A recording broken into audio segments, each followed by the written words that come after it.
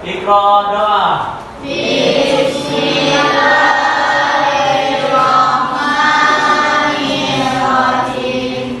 Rabbi shrahli sadri wa yassir li amri wahlul 'uqdatam min lisani yafqahu qawli. Rabbi zidna ilman warzuqna fahman waj'alna minal muslimin.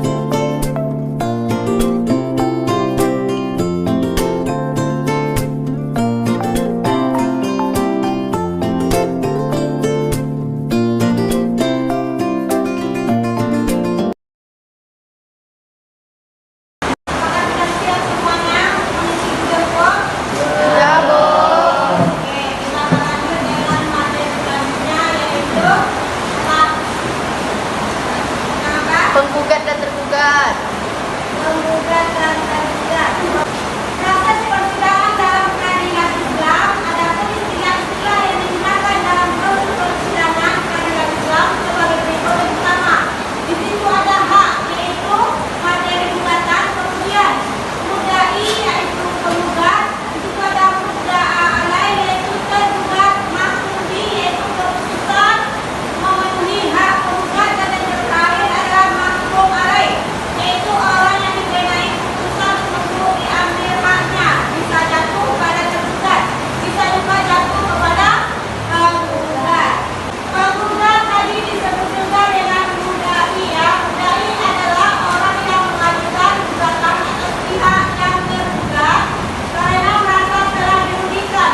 Berikut syarat gugatan yang diajukan ke pengadilan yaitu yang pertama, gugatan disampaikan secara tertulis yang ditunjukkan kepada pengadilan dan ditandatangani oleh penggugat sendiri.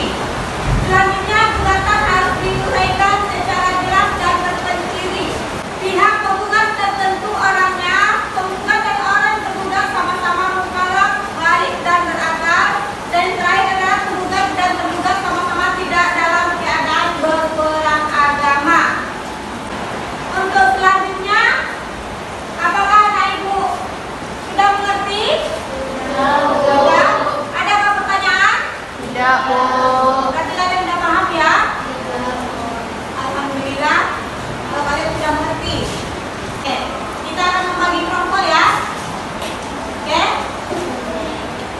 Yang mana nanti ibu mau dibagi tiga kelompok ya, bagi 3 kelompok. Dimulai dari sekarang. Untuk memperdalam pemahaman kalian, silakan lihat video yang ada di depan ya.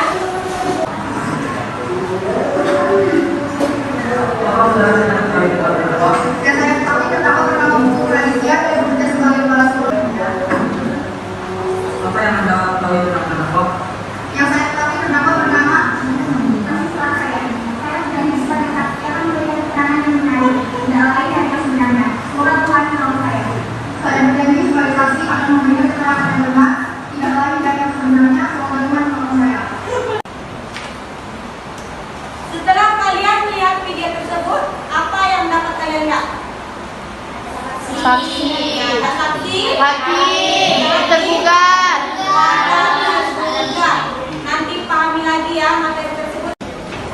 Sekarang kalian sudah dibagi menjadi 3 kelompok. Nanti kalian kerjakan tugas LKPD ini, yang mana tugasnya dalam bentuk soal. Kalian cari tugas tersebut yang ada pada internet ya, yang ada pada HP kalian. Paham? Ibu kasih waktunya 30 menit dari sekarang. Oke? Oke, ibu bagikan ya. Ini.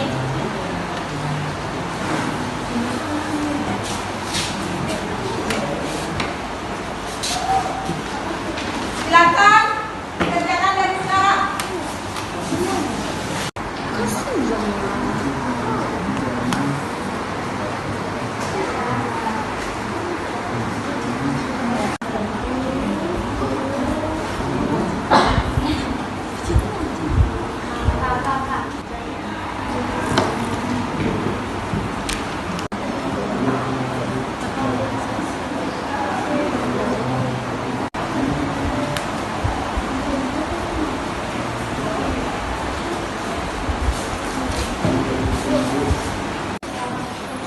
Apakah tugasnya sudah siap? Sudah, Bu.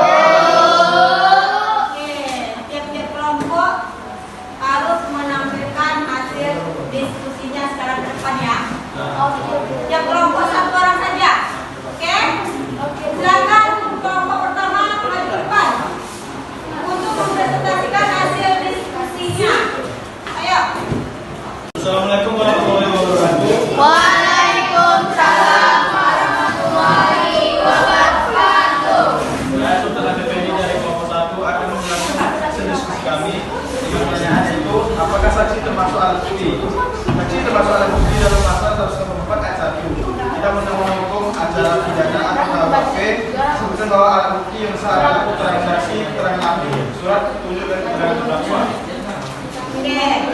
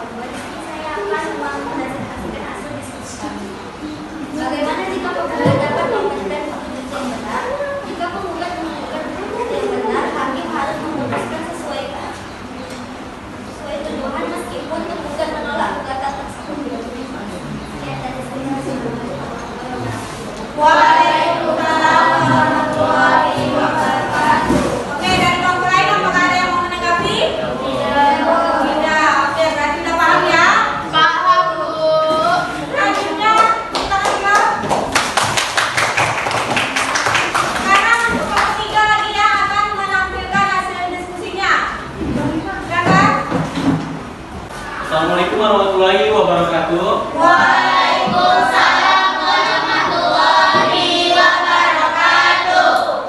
Saya Obillah Janib dari kelompok 3 akan menjelaskan tentang apa yang diajukan penggugat agar gugatannya dikabulkan.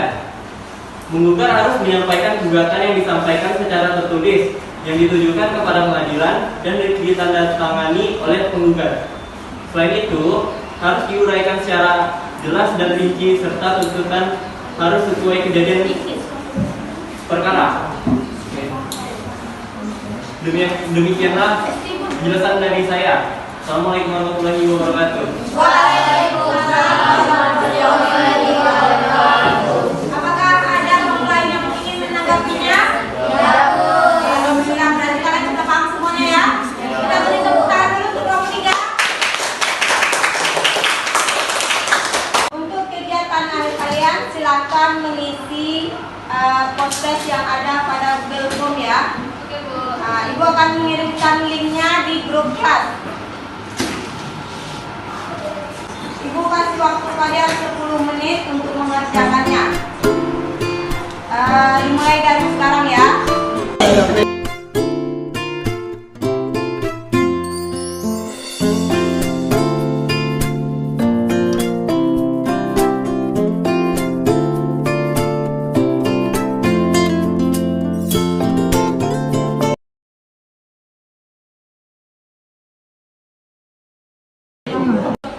Dari hasil diskusi kalian tadi, siapa yang dapat menjelaskan apakah saksi termasuk alat bukti? Siapa? Ayo, angkat tangannya. Saya, Bu. Apa? Saksi termasuk alat bukti dalam pasal 184 ayat 1 Kitab Undang-Undang Hukum Acara Pidana, yaitu bisa disebut juga dengan KUHP, disebut bahwa alat bukti yang sah adalah keterangan saksi, keterangan ahli, surat petunjuk, dan keterangan terdakwa. Oke, kita beri tepuk tangan dulu. Kemudian yang kedua, itu tentang bagaimana jika seorang penggugat dapat memberikan bukti-bukti yang benar. Siapa yang bisa menjawab? Nah, coba. Jika penggugat menunjukkan bukti-bukti yang benar, hakim harus memutuskan sesuai tuduhan, meskipun penggugat menolak gugatan tersebut. Oke, kita beri tepuk tangan buat Dr. Yesi. Pertanyaan yang ketiga apa? Apa yang diajukan menggugat agar gugatannya dikabulkan? Apa yang Diajukan diajukan penggugat agar gugatannya dikabulkan. agar gugatannya Kabulkan. dikabulkan? Ayo, coba jawab. Saya, Bu. Ya, jawab.